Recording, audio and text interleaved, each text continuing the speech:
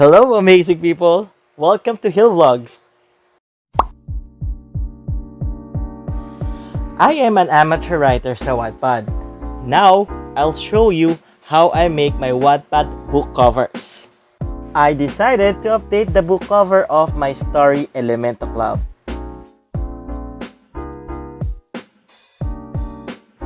First to take note is the concept of your cover or generally kung ano ba ang story mo.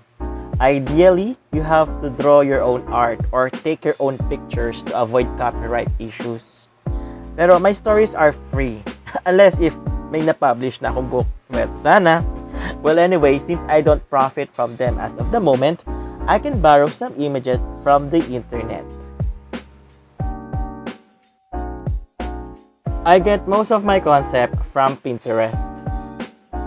So from choosing possible backgrounds, I've chosen this The Palace as the background. And then, I also got the perfect image from the anime glass slip. Let's jump into making the cover. I use the mobile app PixArt. But of course, if you have other applications to use for creating the cover, definitely use that. Make sure to set the cover to the default Wattpad cover size, which is 512 for the width and then 800 for the height. From the options below, tap on Add Photo, then choose your main background. By the way, pwede naman na diretso mo na lang i-resize yung main background into the Wattpad default size. Kaya lang, there are instances na makrop ang ibang part ng image. And to avoid that, I make the background a separate layer para I can manually choose kung ano dapat yung makikita sa book. Kung alin ba yung dapat sa gitna or hindi. Next, add another photo you have chosen. Now, we are on the part na ma-effort. Since gusto ko palitan yung background, I have to manually erase it using the cutout option. Dito, ako nagtatagal. Pero again, if you chose a simple image to add para mas madali, then do so. Diba? Pag isang character lang, isang taong nakatayo lang as your main character dun sa book cover, the easier for you. So ito, ma-effort kasi isang grupo tong ginagawa ko. So ayun, manually zoom in, zoom out ko, tas daliri ko yung pinapa-control ko dyan sa restore and erase tool.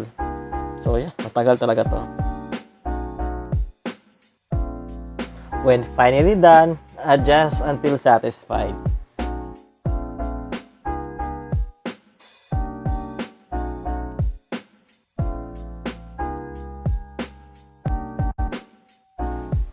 Okay.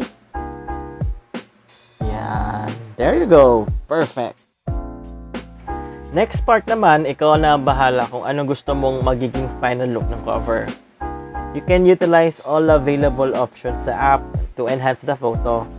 So ngayon, I'm editing the temperature para hindi halata na galing sa magkaibang sources ang dalawang pictures. So actually, there's a lot of ways editing the saturation, yung hue, highlight, shadows, clarity. Ikaw nang bahala. Just to make sure na, perfect match yung dalawang pictures na to. May mask feature ang PixArt where you can add shadows, light effects, filters, at marami pang edit to enhance the picture. So, you can use them as much as you want. So, better talaga na mag-experiment and use all available features to whatever app you are using.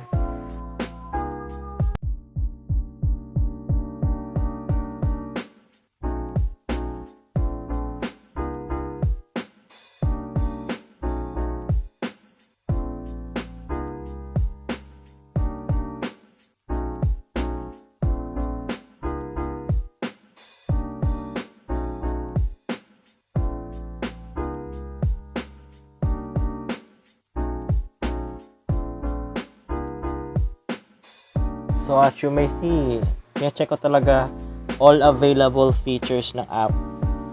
iniisip ko talaga kung anong pwedeng ilagay dito sa book para mas ma-effect pa siya at mas madrama. So, I'm checking all available options, all available features. So, katulad dito, right now, I saw sparkle masks na pwede maganda mga light effects. So, yan, pili-pili lang ako kung ano yung mas bagay for the book.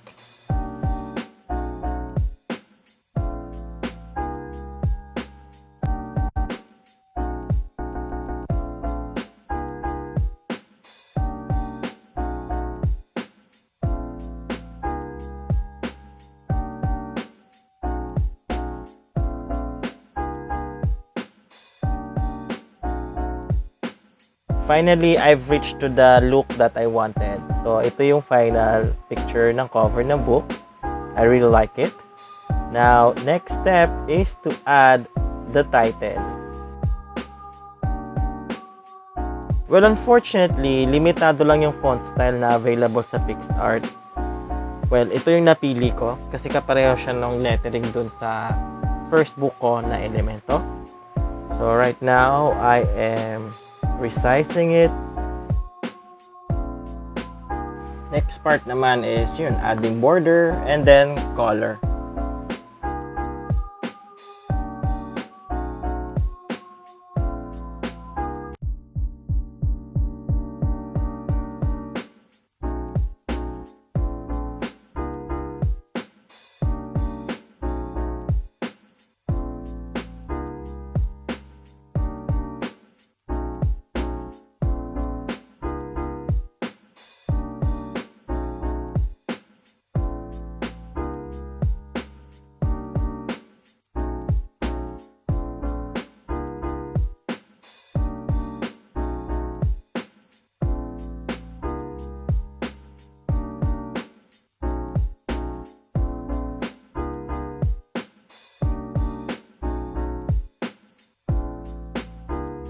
Right now, I'm deciding kung saan ko ilalagay yung title.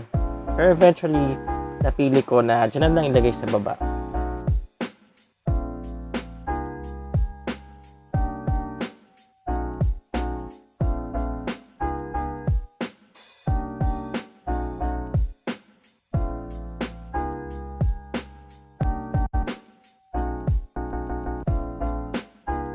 Siyempre kung may title, hindi mawawala yung pangalan ng author.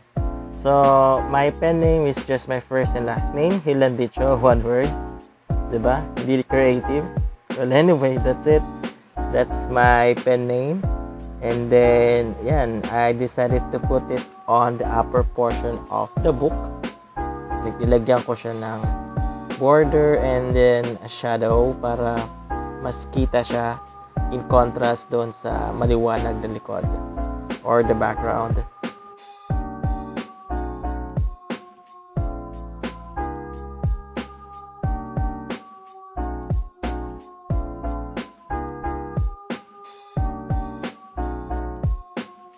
Technically, ito na yung final look ng book.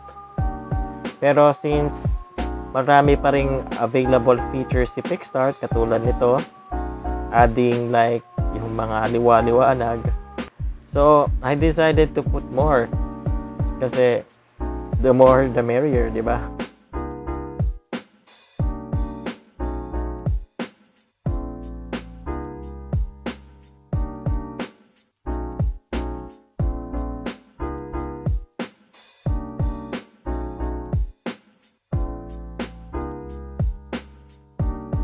So, ngayon naman, tinitingnan ko lang or tinititigan ko lang yung overall cover, kung satisfied na ako, kung mayroon pang dapat idagdag, or kung ito na talaga.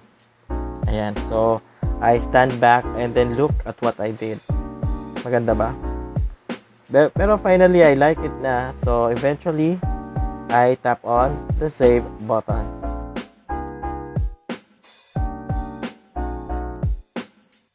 There you have it, your new Wattpad book cover.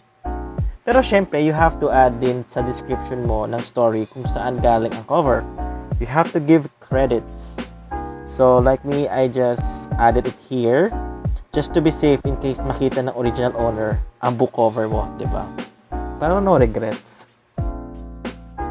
When you go to Wattpad, syempre please check out my stories naman. So I got Metal, Anino, Elemento, Elemento Club, and The Opera Ghost. Meron din ako yung compilation ng mga drawings ko, Volume 1 and Volume 2. So there you have it guys. Thank you for watching. Have a wonderful day sa inyo. Bye-bye!